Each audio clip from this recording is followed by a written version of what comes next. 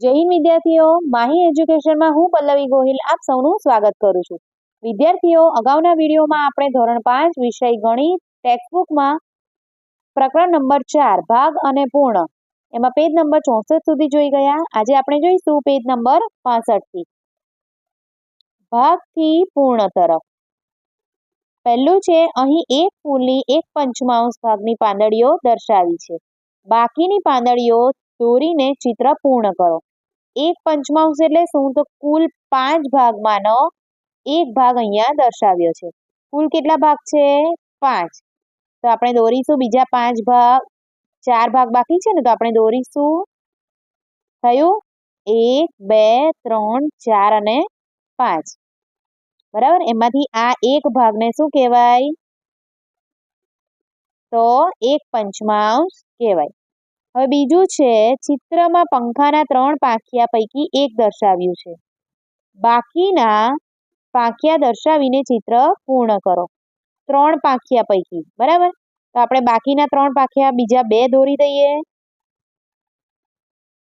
હવે ત્રીજું જોઈએ આપણે, તો ત્રીજું છે, અહીં બીજા એક પંખાના અડધા પાંખિયા દર્શાવ્યા છે। બાકીનો અડધો ભાગ દર્શાવીને ચિત્ર પૂર્ણ કરો। તમે કેટલા પાંખિયા દોર્યા? તો અહીંયા શું બતાવ્યું છે કે અડધા પાંખિયા દોર્યા છે, બરાબર। તો હવે બાકીના અડધા દોરવાના છે। કેટલા દોર્યા છે? અહીંયા 1 અને 2। તો આ અડધા થયા, તો બીજા અડધા એટલે કેટલા થયા? તો બીજા અડધા એટલે પણ 1 અને 2। તો આ રીતે 4 પાંખિયા થશે। રૂપિયા અને પૈસા। પૈસાના કેટલા સિક્કા લેતા 1 રૂપિયો થશે? આ કેટલા પૈસા છે? 50 પૈસા। 50 પૈસાના કેટલા સિક્કા લઈશું તો 1 રૂપિયો થાય? તો 50 પૈસાના 2 સિક્કા લઈશું। કેટલા? 2 સિક્કા લઈશું તો 1 રૂપિયો થશે, કારણ 50 પૈસા એટલે 1 રૂપિયાનો અડધો ભાગ। તો અડધો ભાગ એટલે શું? તો 2 અડધા ભાગ કરો એટલે બરાબર 1 આખો ભાગ થાય। તો 50 પૈસા 1 અડધો ભાગ અને બીજા 50 પૈસા એટલે બીજો અડધો ભાગ, બરાબર। તો 50 + 50 કેટલા થાય? 100 પૈસા। 1 રૂપિયો બરાબર 100 પૈસા થાય। હવે આ શું છે? તો 1 રૂપિયો છે। 1 રૂપિયાના કેટલા સિક્કા લઈએ તો 10 રૂપિયા થાય? તો 1 રૂપિયો એ 10 રૂપિયાનો કેટલામો ભાગ છે? તો 10 સિક્કામાંથી, એટલે 10 રૂપિયા થાય, બરાબર। 1 રૂપિયાના 10 સિક્કા લઈએ તો 10 રૂપિયા થાય। તો 10 રૂપિયામાંથી 1 રૂપિયો એ કેટલો ભાગ કહેવાય? તો 10 ભાગમાંનો 1 ભાગ, એટલે 1 દશાંશ કહેવાય। કેટલામો ભાગ છે? 1 દશાંશ। 2 રૂપિયાના કેટલા સિક્કા લઈએ તો 10 રૂપિયા થાય? તો 2 પંચા 10। કેટલા સિક્કા લેવા પડે? 5। 5 સિક્કા લો એટલે 10 રૂપિયા થાય। હવે 2 રૂપિયા એ 10 રૂપિયાનો કેટલામો ભાગ છે? તો 2 રૂપિયા એ કુલ 10 રૂપિયામાંથી 2 રૂપિયા, બરાબર। તો કેટલામો ભાગ કહેવાય? 2 પંચા 10। કેટલામો ભાગ? 1 પંચમાંશ, બરાબર। 1 પંચમાંશ ભાગ કહેવાય। 2 રૂપિયા એ 10 રૂપિયાનો 1 પંચમાંશ ભાગ કહેવાય। હવે 5 રૂપિયાના કેટલા સિક્કા લઈએ તો 10 રૂપિયા થાય? તો 5 રૂપિયા એ 10 રૂપિયાનો કેટલામો ભાગ છે? 5 રૂપિયાના 2 સિક્કા લઈએ તો 10 રૂપિયા થાય। હવે 5 રૂપિયા એ 10 રૂપિયાનો કેટલામો ભાગ છે? તો 5 રૂપિયા કુલ 10 રૂપિયા છે, એમાંથી 5 રૂપિયા કેટલામો ભાગ થાય? તો 5 દુ 10, એટલે 1/2, અડધો ભાગ થાય। 5 રૂપિયા એ 10 રૂપિયાનો કેટલામો ભાગ? અડધો ભાગ। વૃદ્ધ સ્ત્રીનું વસિયતનામું। એક વૃદ્ધ સ્ત્રી હતી, તે તેની 3 પુત્રીઓ સાથે રહેતી હતી। તે ખૂબ ધનવાન હતી અને તેની પાસે 19 ઊંટ હતા। કેટલા? 19 ઊંટ હતા। એક દિવસ તે માંદી પડી। પુત્રીઓએ ડોક્ટરને બોલાવ્યો। ડોક્ટરે તેના પૂરા પ્રયત્નો કર્યા, પણ તે વૃદ્ધ સ્ત્રીને બચાવી શક્યા નહીં। તેના મૃત્યુ પછી તેની પુત્રીઓએ તેનું લખેલું વસિયતનામું વાંચ્યું। હવે વસિયતનામું એટલે શું? તો પોતાની જે પણ પ્રોપર્ટી હોય ને, બરાબર, જે પણ મિલકત હોય, તો એની માટે લખ્યું હોય કે પોતાની મિલકત કેટલી કોને આપવી, પોતાના મર્યા પછી કેટલી મિલકત કોને મળશે, એ લખ્યું હોય એને કહેવાય વસિયતનામું। તો એમાં લખ્યું હતું, આ છે વસિયતનામું આપણી પાસે। તો એમાં છે, મારી સૌથી મોટી પુત્રીને મારા ઊંટનો 1/2 ભાગ, એટલે જેટલા ઊંટ છે એના અડધા ઊંટ મોટી પુત્રીને મળશે.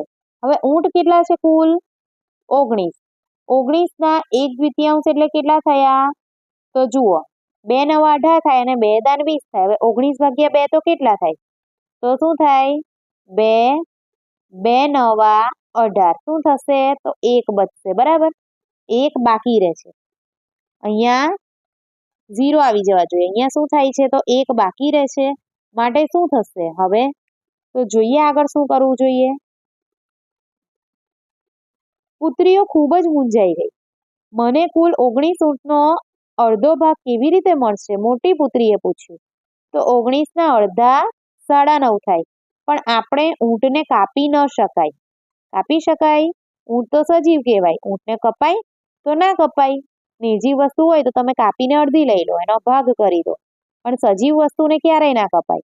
તો બીજી પુત્રીએ કહ્યું તે તો સાચું છે, પણ હવે આપણે શું કરીશું? ત્રીજી પુત્રીએ પૂછ્યું. એટલામાં તેમણે તેમના કાકીને આવતા જોયા. પુત્રીઓએ તેમનો પ્રશ્ન જણાવ્યો. મને વસિયતનામું બતાવો. કાકીને પ્રશ્ન જણાવ્યો એટલે કાકીએ કહ્યું કે મને વસિયતનામું બતાવો. મારી પાસે એક યુક્તિ છે, મારી પાસે આઈડિયા છે. તમે મારું ઊંટ લઈ લો. હવે તમારી પાસે 20 ઊંટ છે એટલે કુલ 19 હતા અને કાકીનું 1 એટલે કેટલા થયા? 20 ઊંટ થયા. હવે તમારી માતા જે રીતે વસિયતનામું લખ્યું છે તે મુજબ ઊંટને તમે વહેંચી શકો. બરાબર, કાકીએ કહ્યું તારે અડધા ઊંટ જોઈએ છે ખરું ને? તો 10 ઊંટ લઈ લે. તેણે મોટી પુત્રીને કહ્યું કે તું 10 ઊંટ લઈ લે. હવે 20 ઊંટ પ્રમાણે આપણે જોઈએ તો શું થશે? તો 20ના 1/2 બરાબર કેટલા થાય? 2 દાન 20. બરાબર, 2 દાન 20 એટલે સૌથી મોટી પુત્રીને કેટલા મળશે? તો 10 ઊંટ. કાકીએ બીજી પુત્રીને કહ્યું કે ચોથા ભાગના ઊંટ લીધા એટલે સૌથી મોટી પુત્રીને મળશે, જુઓ, સૌથી મોટીને અડધો ભાગ એટલે કેટલા મળશે? 10 ઊંટ. બીજી પુત્રીને 1/4 ભાગ, તો 20ના 1/4 બરાબર 20 ગુણ્યા 1/4. હવે શું થશે? તો 5 ચોક 20 થાય. તો એમાંથી 4 ઉડી ગયા તો 5 રહેશે. બરાબર, 5 ચોક 20. અહીંયા બંને 4 ઉડી ગયા, અહીંયા 5 રહ્યા તો કેટલા થયા? બીજી પુત્રીને કેટલા ઊંટ મળશે? 5 ઊંટ મળશે. હવે ત્રીજી પુત્રીને 1/5 ભાગ એટલે કેટલા થાય? તો 20 ગુણ્યા 1/5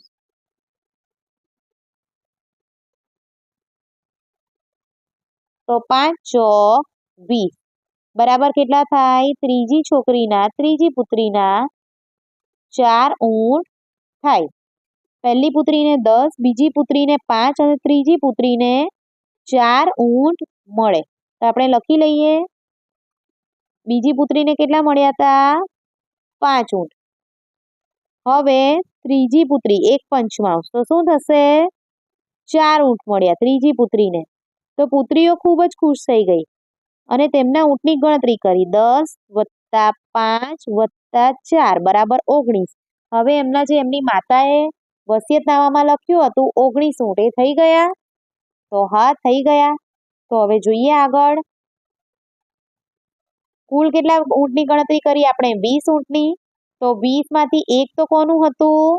કાકીનું હતું. તો હવે 1 વધ્યું ઊંટ, તો એક ઊંટ કાકી લઈને ચાલતી થઈ ગઈ. બરાબર, એટલે આગળ એ પોતાનું ઊંટ લઈને જતા રહ્યા. આ કેવી રીતે થયું? ચર્ચા કરો. હવે આગળ જોઈએ અરુણનું સમયપત્રક. ઊંઘવું, દિવસનો ત્રીજો ભાગ. દિવસના ત્રીજા ભાગ સુધી ઊંઘે છે. બરાબર, રાત્રે 10 વાગે સૂઈ જાય અને સવારે 6 વાગે ઉઠે. તે સવારે 7 થી 8 વચ્ચે રમે અને ફરીથી સાંજે 4 થી 6 વચ્ચે રમે. તો અલગ અલગ રંગનો ઉપયોગ કરી દર્શાવો. રમવું દિવસનો 8મો ભાગ, ભણવું દિવસનો 1/4 ભાગ, 24ના 1/3 બરાબર કેટલા થાય? 8 તારી 24. તો કેટલા ભાગ ઊંઘવાના થાય? 1 2 3 4 5 6 7 ને 8. આ શું થયું? તો ઊંઘવાનો ભાગ અહીંયા દર્શાવ્યો છે. બરાબર, હવે શું છે? તો હવે છે કે દિવસનો 8મો ભાગ રમવાનો છે. હવે 24 એક અષ્ટમાંશ, બરાબર? તો 8 તારી 24 એટલે કેટલા ભાગ થયા? 3. 3 ખાના એને શું થવાનું છે? તો 3 ખાના છે રમવાના. હવે એને અલગ કલરથી આપણે દર્શાવીશું. જોઈએ તો 3 ખાના, 1, 2 અને આ 3. 3 ખાના કેટલા થયા? તો રમવાના થયા. હવે છે દિવસનો 1/4 ભાગ. તો 24 1/4 બરાબર 4 છંગ 24 એટલે કે 6 ખાના. હવે એને આપણે બીજા અલગ કલરથી દર્શાવીએ તો 6 ખાના શેના છે? 1, 2, 3, 4, 5, 6. 6 ખાના શેના છે? ભણવાના. હવે આ માટે અરુણ કેટલા કલાક લેશે? તો જોઈએ આપણે. જુઓ, ઊંઘવા માટે કેટલા કલાક લેશે? તો અહીંયા પિંક કલર છે.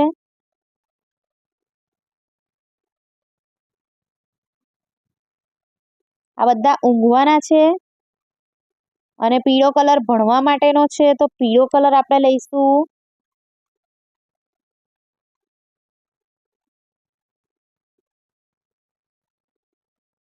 આ 6 ખાના ભણવાના થશે.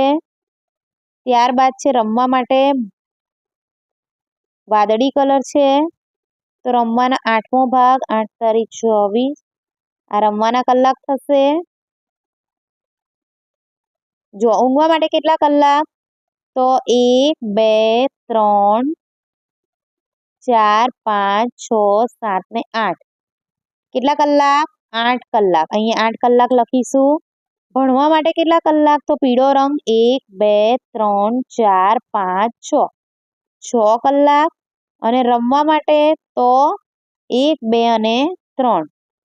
3 કલાક. 3 કલાક રમવાના થાય. બીજી પ્રવૃત્તિઓ માટે તે દિવસના કેટલા કલાકનો ઉપયોગ કરે છે? તો ટોટલ 8 વત્તા 3 વત્તા 6.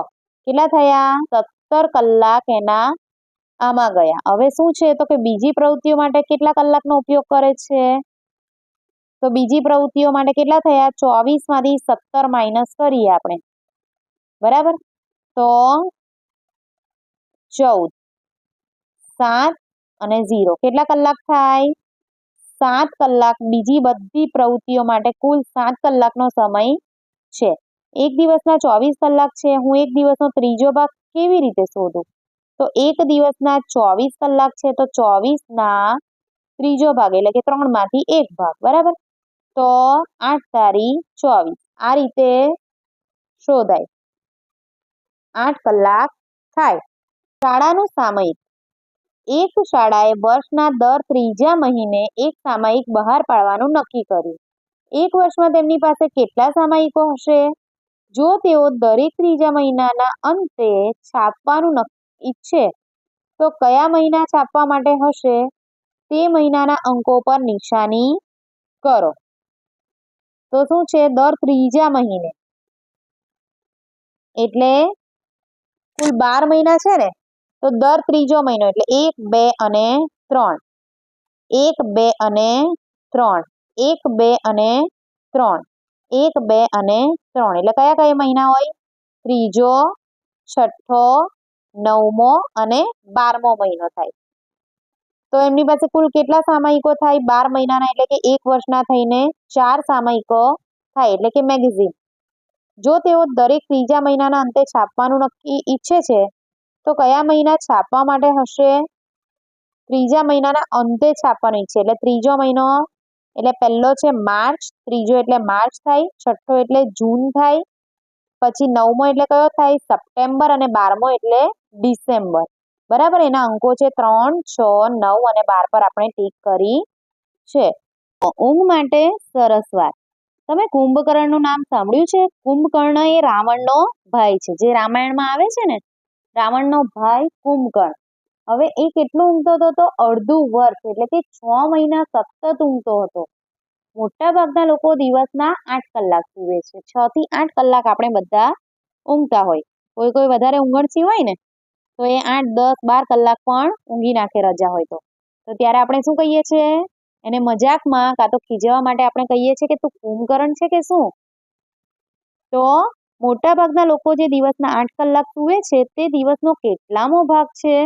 તો કુલ 24 કલાક છે, એમાંથી 8 કલાક ઊંઘે છે. તો શું થાય? 8 તારી 24 એટલે કેટલામો ભાગ થયો? તો 1/3 ભાગ થાય. હવે એ લોકો 8 કલાક મોટાભાગના લોકો સૂવે છે રેગ્યુલર, તો તેથી તેઓ 1 વર્ષનો કેટલામો ભાગ ઊંઘે છે? તો હવે એક વ્યક્તિ 60 વર્ષની છે, તે ખાલી જગ્યા વર્ષ આખી લાઈફમાં, આખા જીવનમાં, પોતાના 60 વર્ષના જીવનમાં કેટલા વર્ષ ઊંઘ્યો હોવો જોઈએ? તો 1/3 ભાગ શેનો? તો 60 વર્ષના 1/3 બરાબર 2 તારી 6 અને પાછળ 0, 20 તારી 60 થાય. બરાબર. તો 20 શું છે અહીંયા? વર્ષ. તો અહીંયા થશે 1/3 ભાગ અને અહીંયા થશે 20 વર્ષ ઊંઘ્યો હોવો જોઈએ.